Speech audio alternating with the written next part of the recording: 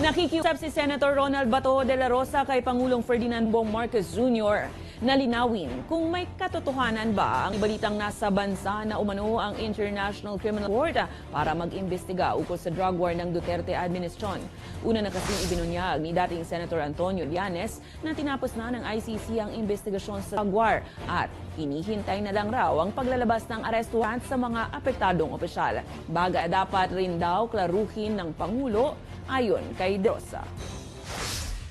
Pakiusap ko lang, isprahan, usapang lalaki. Kung gusto ninyong imbestigahan kami, gusto niyo kaming makulong, then sabihan niyo kami ng harap-harapan. Huwag yung iba yung sinasabi, iba yung nangyayari. Pag-cooperate ang gobyerno natin, kahit na meron silang warrant of arrest, pupunta sila dito, sino mag-arrest?